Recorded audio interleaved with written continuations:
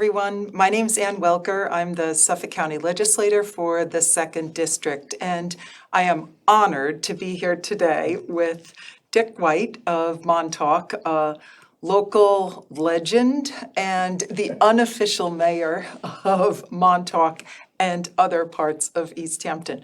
Welcome, Dick, and a big thank you to LTV and to our time here. Our show is called South by SouthFork, and we will be looking forward to interviewing legends like Dick and others in our local community.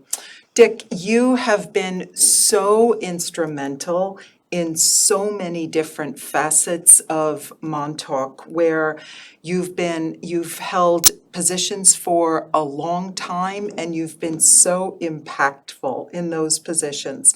One that you're in now, or an organization that you're part of, is the Montauk Historical Society. Can you talk a little bit about the Montauk Historical Society, and then maybe talk to us a little bit about the lighthouse as well? We have a couple photos of the lighthouse in different stages of its renovation. My interest in history goes back to when I was probably in the 6th grade or 5th grade. A man by the name of Richard Gilmartin, Dick Gilmartin, who was, by the way, a paraplegic.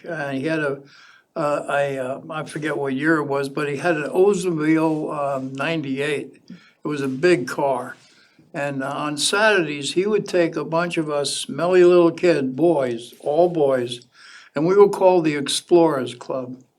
And we traveled as far west as Southampton to the Shinnecock Reservation, and he just put all of his effort into teaching us the history of the East End. And I just, somehow it just struck a chord in me, and I fell in love with the history of the East End, and especially of Montauk, and especially of the native people who were the first settlers of Montauk in the, 1300s.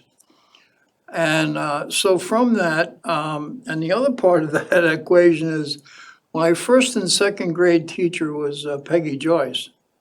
And when I became a councilman in the 70s, Peggy Joyce was the president of the Historical Society and insisted that I join and become very active in second house and so forth. And you do not say no to your first and second grade teacher. So between Dick Gilmartin and Peggy Joyce and others in Montauk, but the history of Montauk to me is fascinating. You have the early years of the natives, the Montauks, and then you have hundreds of years of cattle grazing out there, which changed the physical part of Montauk. There were no trees.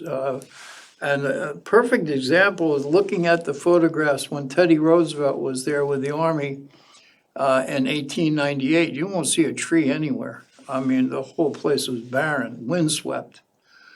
And so that was 1898. So basically, all those years, Montauk was never considered a development area. It was just a grazing area. And then, of course, in the 20s, along came Carl Fisher, who bought a lot of the land from Arthur Benson. And by the way, Carl Fisher's biggest competitor was Robert Suffolk, Long Island State Parks. I'm not Yeah, sure. there's a highway named after him. Moses? Robert Moses. Oh, really? Yeah, I didn't Robert know that. Moses and Carl Fisher vied with Arthur Benson on who was going to own most of Montauk. And fortunately, Moses got a lot of it, and that's why we have the campground, the tent ground, and you also have the property around Camp Hero, around the lighthouse. And then you have the part around Fresh Pond. But anyway, so then you have Fisher coming there to do a development, and then he goes bust, actually. He became penniless. And then you have that quiet period during the Depression and during rum running. And then came World War II, and it was very active with Army, Navy, Coast Watch. And then came the 50s, and then that started a real development of motels on the beach and so forth. So there were distinct periods and very interesting periods.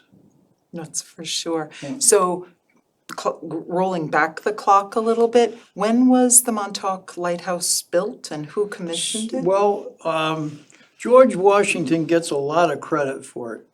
Actually, it was the congressman from New York City who proposed it to the Second Congress that a lighthouse be built at Montauk Point.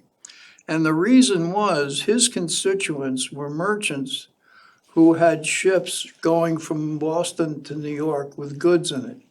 Remember, there were no roads then, there were no cars and so forth. So the way goods and services were moved were by boats. And it was necessary to go from New York around Montauk Point in Long Island Sound and get there safely. So the Congress said they authorized George Washington to build a lighthouse at the tip of Long Island, Montauk Point. And it was finished in 1797. And George took all the credit, and John McComb built it. He also built City Hall, and he built Eaton's Neck Lighthouse, and he also built the first lighthouse, which is down in Virginia Beach, a Cape Henry Lighthouse. Wow, that's great. So when George Washington built the lighthouse, or took credit for building it, it was situated quite a bit back from the edge of the bluff, right? The engineer said, set it back 300 feet. That way in 100 years, it'll still be standing. Otherwise, it will be in the drink. And we found that since Montauk Historical Society has had it, which is 1986, with the help of Greg Donahue, the tip has not lost a teaspoon. But we've spent a lot of money and a lot of effort and a lot of years protecting that point itself. Around us, there's been about 50 to 75 yards of erosion that's gone since we've been there. The last job was completed a year ago by the Army Corps. It's a $40 million job. And we're hoping that it will last, well, another 100 years or more. But Greg Donahue is always quick to say, we've never seen what Mother Nature can throw at us. But ever since we've been involved, we've managed to keep it where it is and not lost a teaspoon. So fortifying the Army Corps project, fortifying the toe of. About 1,500 feet of the actual tip. Was a significant project. Oh, yes. Actually, what they did differently than anybody else is they changed the angle of the rocks. If the rocks are more like this, it's a physical phenomenon. Every action is an equal and opposite reaction. Well, if you lower that angle, instead of hitting it this way, it slides up and dissipates the energy. And they're hoping that will soften the blow and make it less possible for erosion.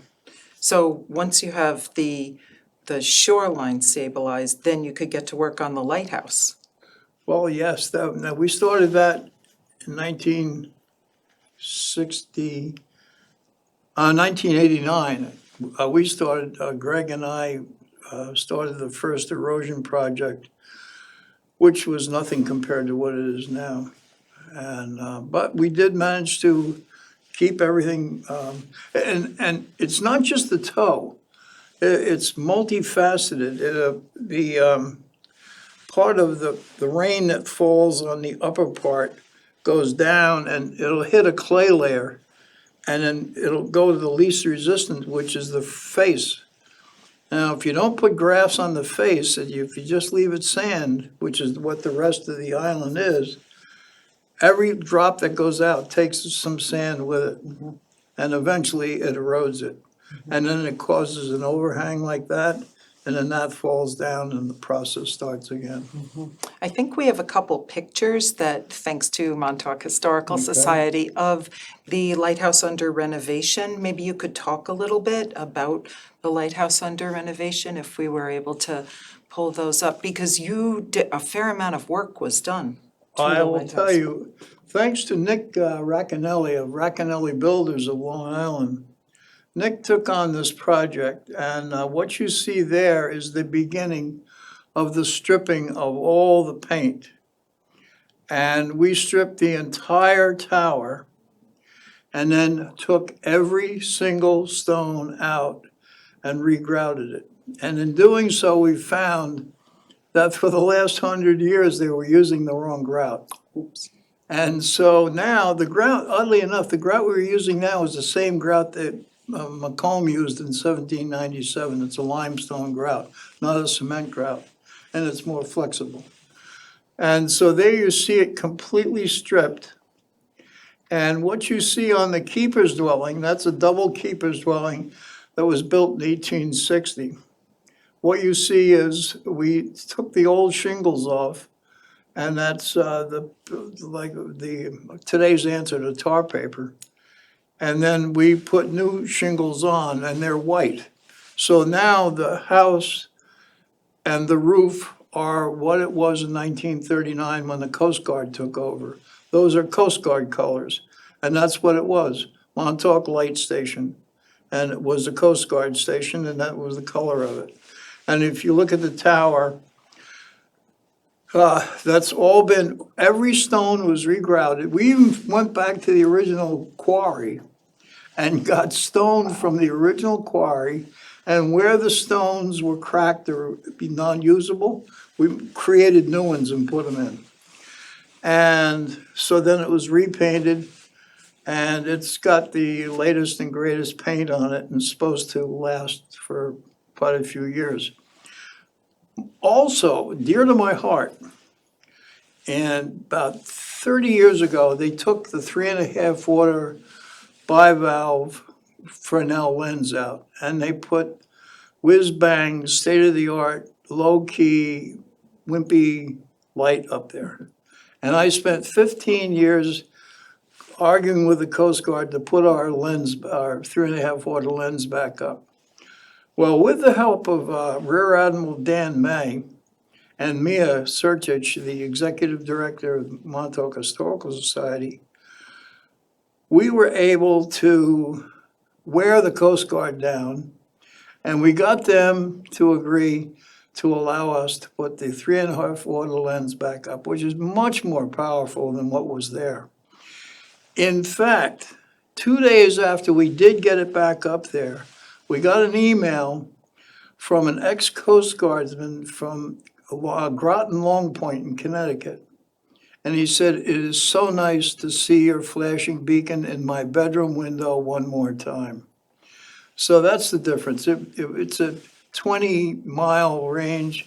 It's an LED bulb at half power, but it still shoots out there. For that flash that goes out, that's called a loom. I learned that when we're doing this process. The loom goes out 20 miles, and it's just spectacular. Oh, that's great. A lot of people who lived in Montauk 30 years ago remember the old loom. A lot of people who moved since then had never seen it. And now they really love seeing that big sweep of the loom, especially when it's a little misty and it shows up a little more. You have a few extra lights on the lighthouse right now, I think. Oh, yeah. I gotta tell you, the first year we did that, Brian Pope was the officer in charge. And I said, "Brian, we're gonna light the whole lighthouse up. Well, on land side, you can't do the water side." Coast Guard said, "No, land side." So he emailed me one day, he said, I bought 400 cookies. And I called him up, I said, "What the heck did you buy 400 cookies? What are we gonna do with 400 cookies? Well, Santa Claus and I are up at the top at that night that we're gonna light the whole lighthouse up with Christmas lights. My daughter calls me while I'm up at the top, and she said, "Dad, what time are you gonna light the light?" And I said, 5:15 sharp. She said, "I won't be able to get there by then because I'm in town and the traffic is so bad, I can't move." We had, I don't know, 2 or 3,000 people show up. Needless to say, the 400 cookies went in the first 10 minutes. But we just did it. We always do it the Saturday after Thanksgiving. And we try to light it at 5:15. That depends on how long our president, Joe Gaviolo, wants to talk. I mean, if he gets wound up, it could be 5:30. But anyway, we had several thousand people there. And the thing is, if you go every night after till Little Christmas, which is January 6th or whatever, I'm not sure when Little Christmas, but it's lit every night. So if you go tonight, well, tonight's nasty, but there'll be a couple of deer, some raccoons, and nobody else. You'll be the only one there. There'll be a light up in the apartment on the second floor, north side. That's where Joe lives. So honk your horn or do something to irritate him. Yes, sir. So Montauk Historical Society doesn't just own the Montauk Lighthouse. They also have the Carl Fisher House. And something special happened at the Carl Fisher House this past summer. Thanks to Mia, who actually, as a teenager, her mother and father bought one. It's where you're talking about the Leisure-Rama development. I think we Which- have a photo about that as well. There it is. That was a reconstruction inside the Carl Fisher House in the main meeting room. Mia was phenomenal about getting architects and builders and people to design and so forth, and they recreated what was, if you walked into a Leisure-Rama home, that's what you would have seen. And the Leisure-Rama home, the concept was, it was turnkey. It was sold, well, Macy's did everything inside, the beds, the furniture, the knives, forks, everything. And the idea was you came there, you put on your bathing suit, your flip-flops, and that's the way you stayed for the summer.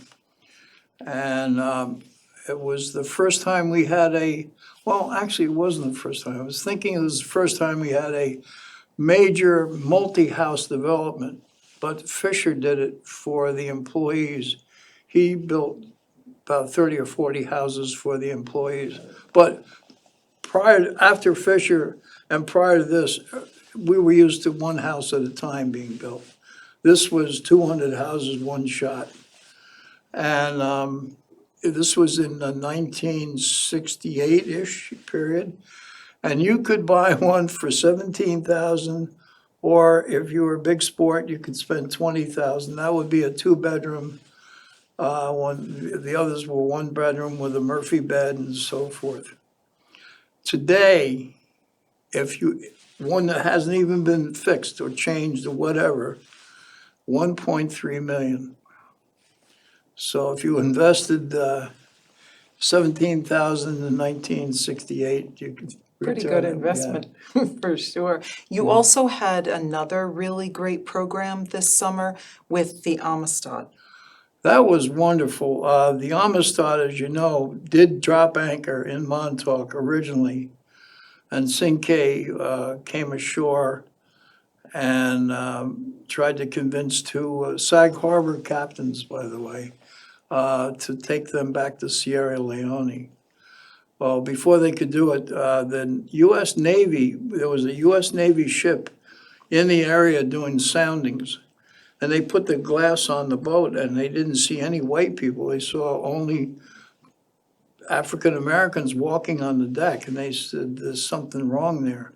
So they went over, and only the slaves and the navigator was still alive because they had killed the rest. So they attached the Amistad and took it back to New Haven. And then, but we had the replica come this summer, and it was at the commercial dock for a week, and we had hundreds of people come and see it. It was a very wonderful event for us. And there was a gentleman who gave up his slip wasn't there? Actually, Or- two, Dave Arapatch and Vinnie Carrillo both gave up their slips on the side of the, and we needed it because the boat, the Amistad drew 11 feet. And so we needed, it's 11 feet at low tide. I mean, it's 11 feet is 11 feet. And they were very, very generous about moving their boat to another place. That was kind of them. And we were able to have them there for a whole week. And you partnered with the Eastville Historical Society Yes. and the Southampton African American Yes. Museum, right? Which was Yes. super. How did that come to be? Do you know? Well, I think that was Mia's approach to, that was actually last year we did it at Culloden Point where the boat originally dropped anchor, and they have a plaque there. And they had African dancers and so forth. And from that, someone said, wouldn't it be nice to get the replica back here? And so that this year they came.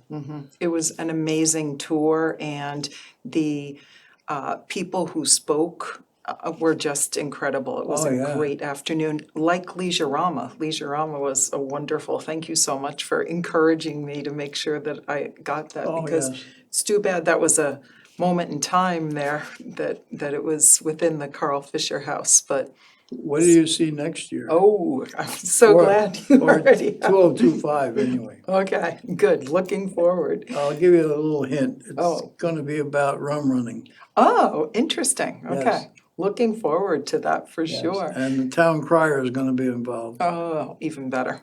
Yeah. Even better. So you've not only been a longstanding member slash president of Montauk Historical Society? No, I've never been, well, I was president pro tem for a short period of time, but I've been treasurer for many years. Okay, but you're also deeply involved, and for another longstanding period of time, with the Suffolk County Board of Trustees, the Since clerks. 1970. Yes, I was appointed in 1970, and as Lincoln said, you can fool some of the people some of the time. Well, those same people have been reappointing me ever since. So it's over 50 years. I've been there with every single commissioner that has been commissioner of parks. And I love being on that. I just represent East Hampton. But it was originally intended to have a representative of each of the 10 towns and to actually be the voice of the supervisor of the town at the meeting once a month. When we meet, the trustees meet with the commissioner, and we have an agenda and we go over all the different parks and the current problems and so forth. But the Third House and Third House Nature Center is a wonderful It's example taken of. a long time. It's taken 20 years. But wow, they're doing a fabulous job. The programs they're having every week. And they're varied and they're interesting and they're open to the public, and it's a wonderful asset to Montauk. I happened to go to the cowboy music this Oh, yes. summer, which was super great. And I know they put out a sandwich board at some points for picking on the porch, when you can just come, bring your guitar, your ukulele, yes. and play your music on the porch. Yes. And the Third House Nature Center, that's been a long-standing partner there, stewards of Third House, That right? started with Carol Morrison many, many, many years ago, and it's really an environmental group in Montauk, and they are not only interested in Third House, but the 1,000 acres of property there. And they're interested in Reed Pond and the quality of water there, and the environment, that whole environment. And they do a lot of programming too, nature walks, so yeah. not just Yep. music. Yep. And they're intending to do more, I think, with the restoration of that building as well. They had a program this past Saturday on native plants. So they mix it up a little bit.